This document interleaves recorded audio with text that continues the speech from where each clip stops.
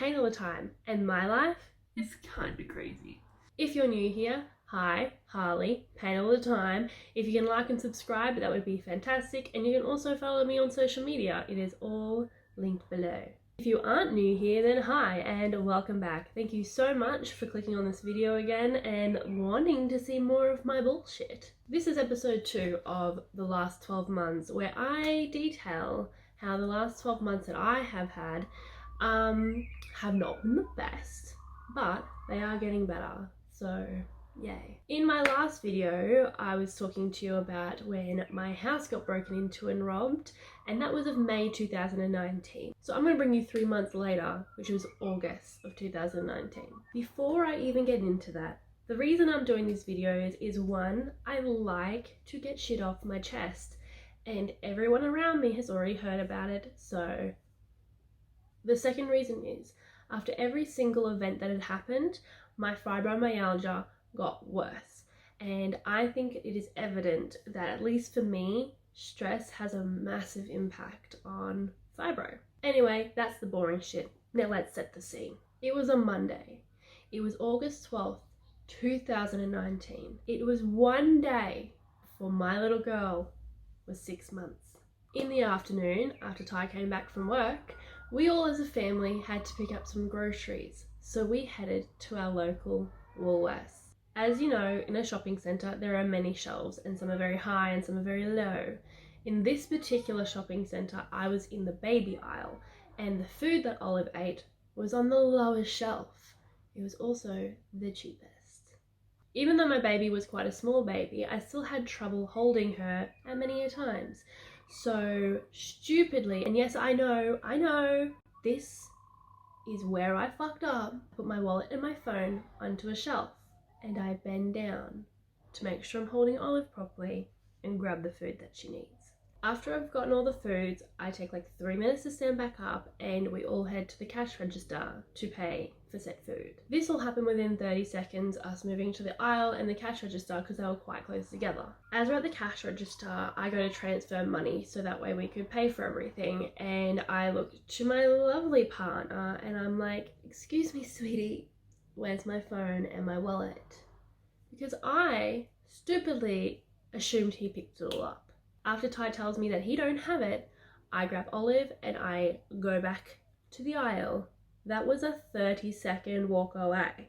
As I walk back into the aisle, I'm looking high, I'm looking low, and let me tell you, the phone and the wallet have vanished. Gone. I look around the aisle and I ask anyone who's there, have they seen the phone, have they seen the wallet, have they seen anyone touch it? When they tell me no, I kind of lose my shit a little. I run back to Ty, explain the situation, and we head to front desk. So I grab Ty's phone and I start ringing my number, and as soon as I realize that I can't hear the ringtone, I then come to the conclusion that it's probably not in the shop anymore.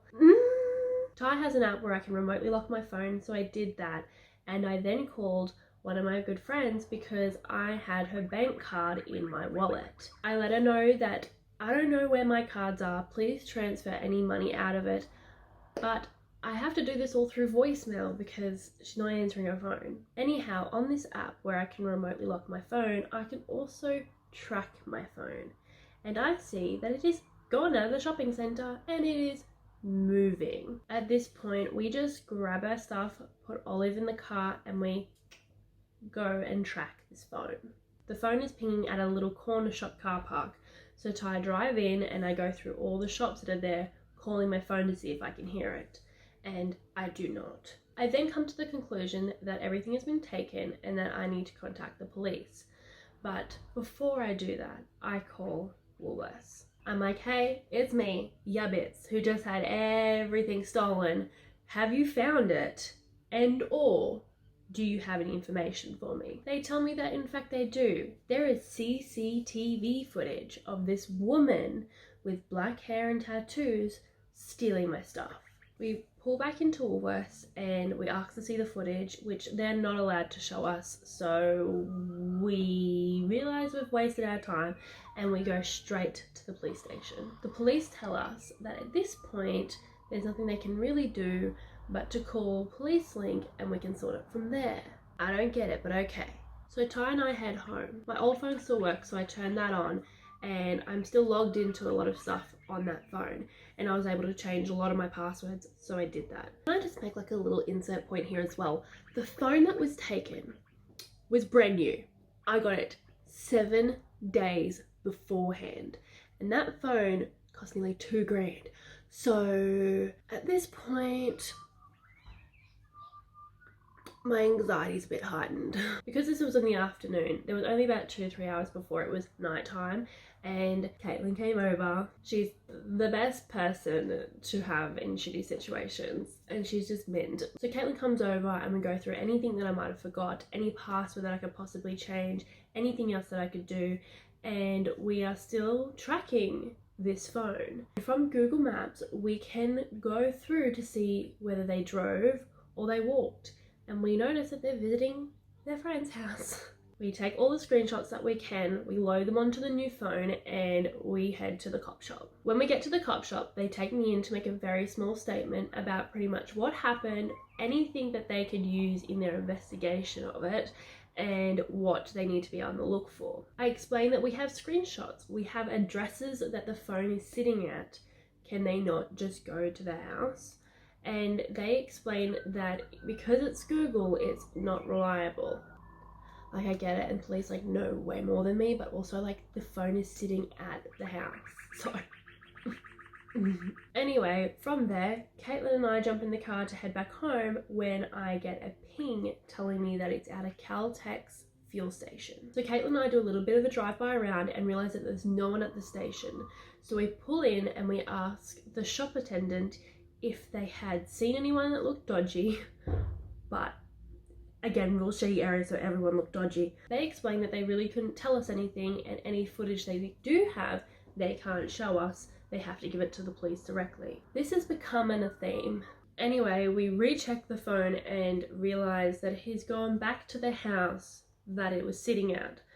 Now, this Caltex was maybe a 3-minute walk from the house. So it could have been Google pinging a roundabout radius, or homegirl could have gone for a walk.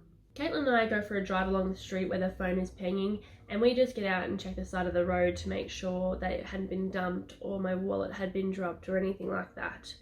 It had not. So we get back in the car, we go back to mine, I think we have a chat for about half an hour, and Caitlin goes home and I go to bed. Now, if you remember from my last video, on Tuesdays, I go to a friend's house to get out of the house, and that is exactly what I did that day. So really early in the morning, we drop Ty off at work, and Olive and I head to our friend's house, and we're sitting there having a morning coffee, having a little chit chat. I get a text message from Ty. He says, "I have your phone." What? I call Ty real quick and sort of just be like, how? You're like in Ipswich, how do you have my phone? He explains that at 7 a.m. that morning, he got a phone call from like a teenage boy saying, "Hey dude, I just saw you drop your phone. Do you want me to run up and give it to you?" Ty explains like, "Hey mate, this is actually my wife's phone, and we both haven't had it for at least 12 hours at this point. So where are you?" The kid explains that he is right next to the place where the phone was pinging the night before, and Google can't track. This kid says like, "Mate, I have to go to school and I have like a footy practice later. Like, can I meet up with you at some other point? Like, can you drive to me? Do we want to meet in the shopping center? Like, what do we want to do?" Now, obviously this kid is still in school and everything, so we aren't gonna like show up at his football practice. So we agreed to meet at the same Woolworths where my phone was stolen the day before. So later that afternoon, we meet at the agreed time, and I see this kid and I'm like, "Here bro, here's $50. Thank you so much for saving me nearly $2,000. This kid is deadpan, he does not have much expression at all, and obviously seemed very nervous because we are two people with a baby who had our shit stolen, being like, "Here's $50, now where did you find it?" He told us where he found it and what the guy looked like that dropped the phone, and when we asked if there was a wallet nearby, he said he never saw anything, and we tried to get a good description of sort of the entire situation. But as I said, he was shy, he did not want to talk to us.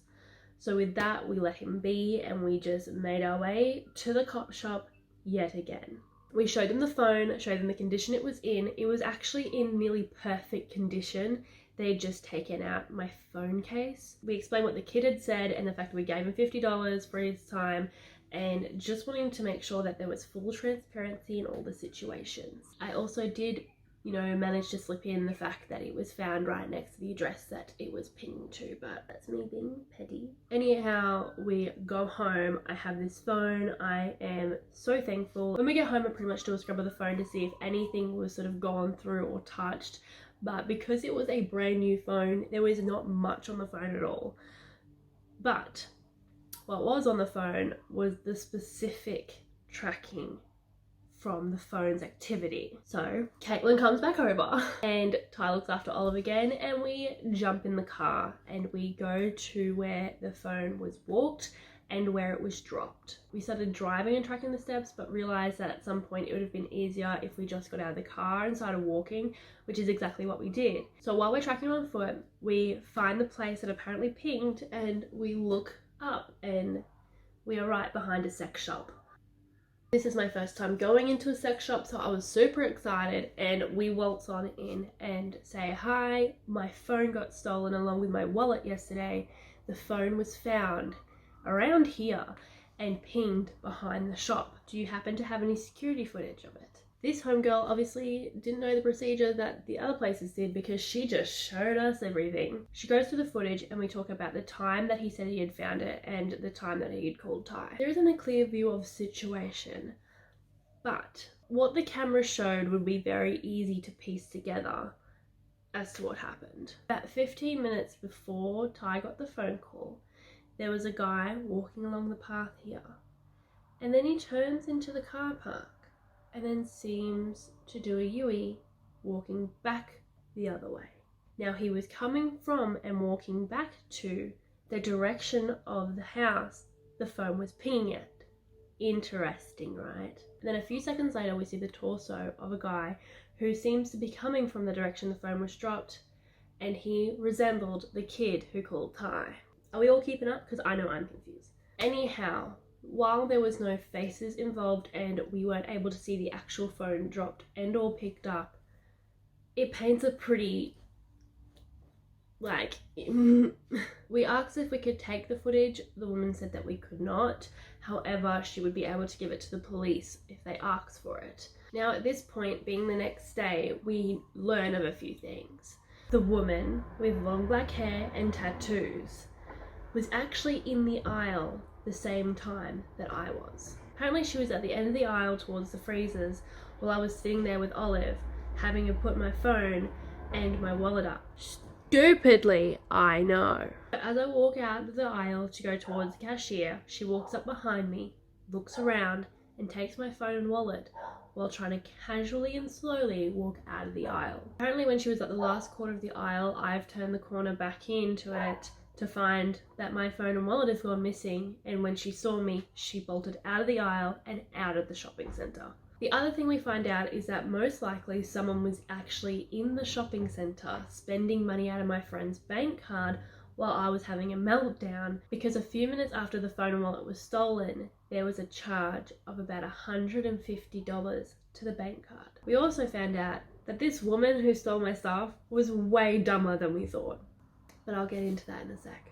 Overall, what she took was a phone worth nearly $2,000, $100 out of my bank, plus coins, gift cards that I'd gotten for Olive when I gave birth. She stole a really nice note that I got given for Mother's Day that year. She stole $150 out of my bank card. She stole my license, my Medicare card, and everything that could be used to identify me. I got my phone back, but I never got anything else back. I had to buy a new license and I had to get everything reinstated and a lot of things cancelled. And let me tell you, replacing that kind of shit, hella expensive. And from someone who's already kind of broke, soul crushing. Anyway, in about November, I got a phone call from the local police telling me that they have the girl who stole everything and that she is in fact set for a court date. I followed up about this and I found out that she had her court date in January, and while they wouldn't tell me the outcome, they did tell me that she was found guilty. They said that there had been an amount of money that was granted to me as restitution and that she has over 2 years to pay it to me. While that, yes, there was an outcome and a solution to the theft itself, there is a whole nother element to it. A few days later, I got a phone call and I was informed that some very expensive items had been purchased in my name. But you're just gonna have to wait for part 2. Thank you so much for watching this video. That was the time that I had my shit stolen. If you enjoyed it, please like and subscribe. You can also follow me on social media. All the links are down below. I hope everyone is doing well and you're super excited for the next video, because I know I am. I don't know when it's going to be, but stay tuned. And I'll catch you the next time that I can be bothered. Bye.